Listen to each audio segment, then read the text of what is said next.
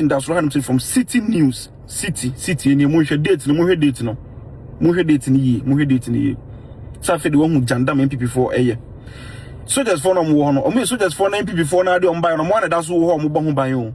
And yet this in Libya, I do Macoho. It is a whole banner where jandam ni ye. Make us some actually. And this.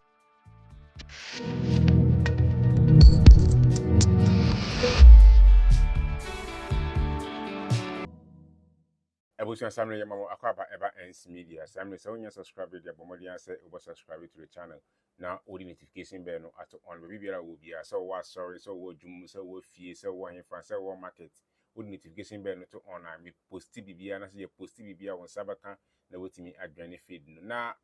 this time around answer na me story no be bro no. Me quote bi wo ho am pese me share with you na quote no edin that so ye character and power. Now, quote and say, nearly all men can stand adversity, but if you want to test a man's character, give him power. If you want to test a man's character, give him power. Now, young twa and seven so. Now, see, na 50 last week more, every this week more, and send me who your Ashanti region, Kumase, our confirmation teaching hospital, emergency ward, and send me a course. And in the morning, my health minister community candle, a suspended CEO or that facility nano.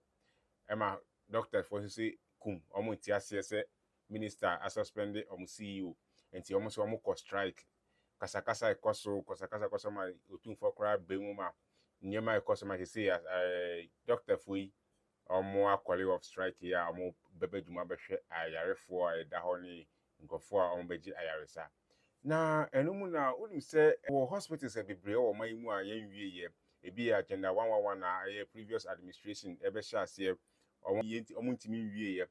and ye Afari military hospital so awo sa Afari military hospital soldier for hospital it say near 37 military hospital awo Accra ha serve amount for in the name of military no sa ene ho so de ye si ayen wie na per man check no sa hospital na Afari military hospital no the second largest military hospital in Africa,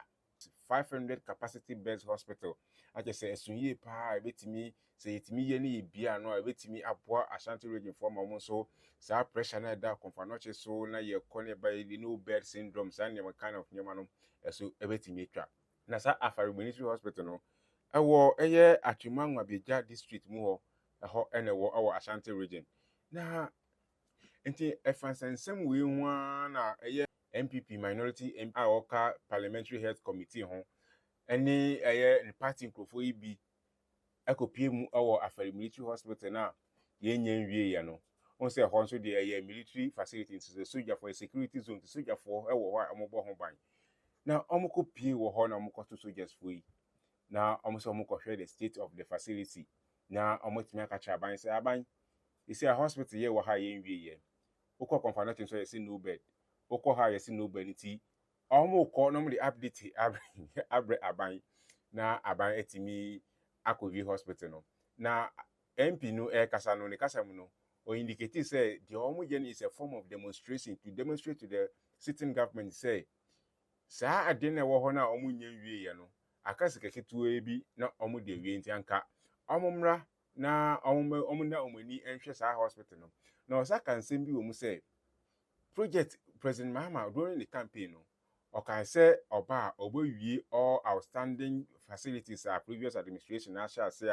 onye wie ye no wie na wansa na wasa ye fufuro aka ho na o kan say president waka sem we then na afi de mo say wo ye other project or other regions ni other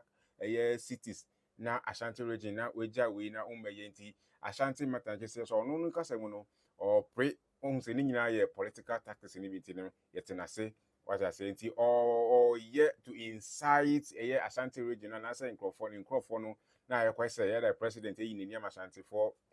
it's part of it's part of Ghanaian politics say na omo ye no aha nti no okay say as president we ni ama Ashanti for bisa no but nti omo behwe na omo akoka che president say omo wie hospital no na manfo nti menya wa isa and I'm going to military for more guide on a military for catch him say no. before obeba ha no or say we call police station na mo call seek permission and ase mo koje eye letter or form of bibi a say mo wo eye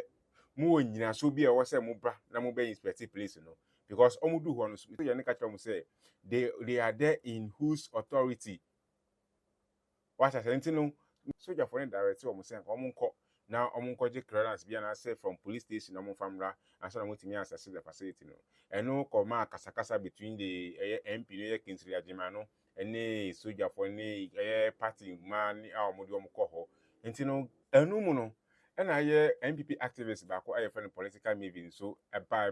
PF ye dom no mudi nsem bi betu dwa fa aye mintimi ho ase ye koso wo ho ana ye bra aye Hussein Ibrahim ono say one of the NDC communicators wa Ashanti region ho ana o say na jandam we die on ti asese ebe basa na so person ono kan o say on ti asese sa jandam yi kwaso nti o ma na mpie kra o kele no kra ansa na jandam no etimi efifi na wo yinani akire ewia nti ono so de nsem bi betu dwanti ye ko hwe videos no bra na MP ni party members wo any confrontation with the soldier ni no any political maybe dia obekan ye any Hussein Ibrahim NDC communicator so dia obekan ye no ye ntie ni nyina ye ba ye beto aso officer we are not doing officer yeah for you know so guys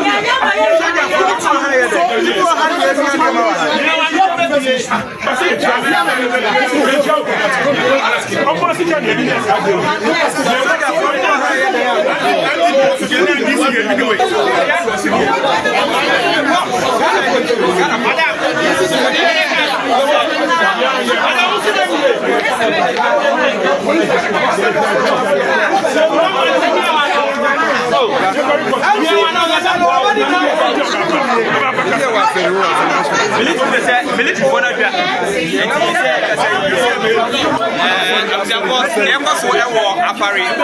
military hospital abusuafo me mamache mosomfo Hussein Ibrahim dodona from Junior Sammy Gyamfi anope de jandam bi na pese etime kele ne ntem yan kele ne sisi akra yan kele kra ansa na jandam na astarte so ofifempo all right sisi e na na me kwa be fonten time no so na makoko hu video bi say circulate bi enko tie video ne mbra the video ne aba ne abeka ho asem abusuafo ba bi agina e Afari military hospital minority MPs aba say omo be twachira ban ne say ban ne be no so bedru as president mama na ban MC ya work man wa be just south eh obesdom say ene ne nko fa abaji chi akwose sa so jafo abagina say nya de on bepene am minority MPs no every ade the taxpayers money aye na yes ra ban sa ban me ye no ye ba e aso jafo egu ase akwose sa so jafo egu ase say womo nko minority MPs no every mo ko de be project na du na sia ti o memu na say president mama be to state security and they intimidate citizens say ya dia and president mama say wa na woni asanteman dia ya de enwu video ya mutie ye ababa wa ogina o kase fe political mavis o ye MPP eye social media for ni bia no say activist my MPP for no asema o kanyina ne say MP so more parliament Abbas antimantem so mba be the state of Afari military hospital na mbedu ho so mba be wuramu no so just for bon ho ban so mo mpene ma MPP for minority group of more parliament en wuramu ko the state of Afari military hospital na o kasa no what is o kasa NDC mpeni for na ediso just for no call that's number 1. Number 2 o say John Dramani Mahama ni trimo din onwina santima ho boni ben na santima dey John Dramani Mahama in fact meet video na ma adwen ko si bibi because me kan mre bi na me ka ho bi NDC MPs then na ne minority side MPP for wa ba mu no yes we yes 2016 yen ye started Afari military hospital ni si ya kodru baabi e kakakra na awie MPP ba ye no 8 years o man timi anya amfa ma santiman ti satem na santiman ko o hawo me ba na yeresamu a e na NDC MPCS ye ko woni akwa akohwe the state of Afari military hospital e jan ho you could do say MPP for crowd the soldiers for be go da mo bon ho ban e ma soldiers for years o mo mpene e ma NDC MPs minority side no yenko hwe de ekoso wo Afari military hospital asma me kan be obeka se botrimuka na meka publication that's right from City News City eni mo hwe date no mo hwe date no mo hwe date ni ye safe de wo hu jandam MPP4 eye soldiers for no mo no o soldiers for na MPP4 na de on ban no mo na da so wo mo bo ho ban o enye dis ni bia na de o makọ ho enti se wo ba na wo ye jandam ni ye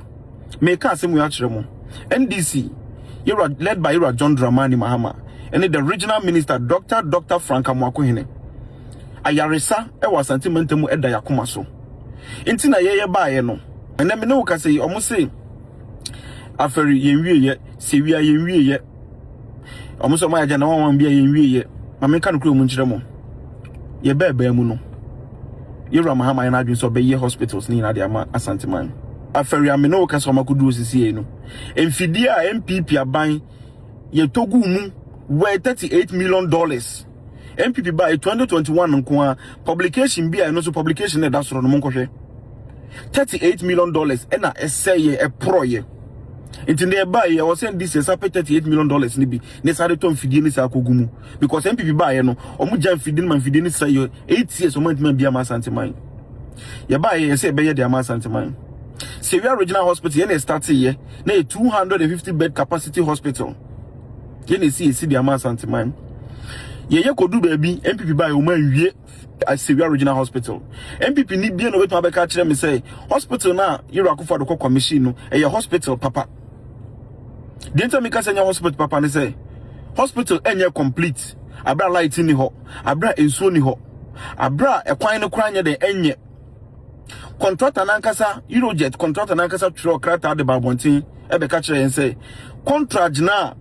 ono no ewo ho na wo ye adwuma no owie ye ba Yura Akufo-Addo enam so opese to abamaniti odimirika bibia no NDC ba ya release scam contractor no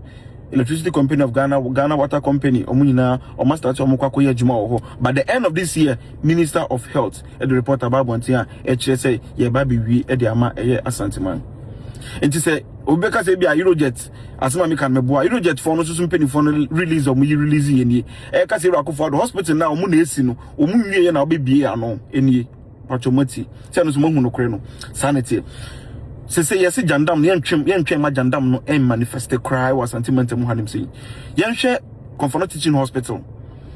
cat lab NDC by Mahama ke yesi cat lab ho no in fact Comfort Eye Care Center $1 billion project NDC ni CC ho no in fact Ken University Teaching Hospital me no kan wansem this hospital Jet Fund are releasing 400 million cedis so complete hospital no farmer santeman until the MPP no beka say asanteman between MPP and this one aduna asanteman ho ukaka almost my Vamed project 40 beds capacity hospital makmako 5 40 by 5 years saying 200 beds Afari I say we akamu we say we anko na mu we say Regional Hospital say we are na able 200 beds no kamu we can cancel out mu 40 na mo ye no okay o musi mo dwuna asanteman ho asem me adwene bibi ho musi mo start hospital be we Vamed project 40 beds adentin na Comfort e kwa hunyanya mu enyam mo hospital na musi mo masini na yenko ne yemfa patients no ko ba mo dwene say yenya Regional Hospital no yi Afari military hospital no yi eno che say priorities it matters capacity it matters which is a Regional Hospital or capacity say mo Vamed hospitals na mo ye no tika mo buy na nka mo prioritize Regional Hospitals na nka by now nka de ekoso Comfort nka nko so ho no ade na mo pe jandam sa ntro ne de ye say ayeye munya abotre ma yen mo de ba ye be ba be temoto na asanteman ne Ghana fo nyina hu suban medamase abusuya onsempa ensem no na wetie no enti send your email channel so when you subscribe the bombardier say over subscribe now story be say no you the bro all the time baby will be our cyber canal with me at what you might do so edian ends media subscribe me that say when you break now show you that's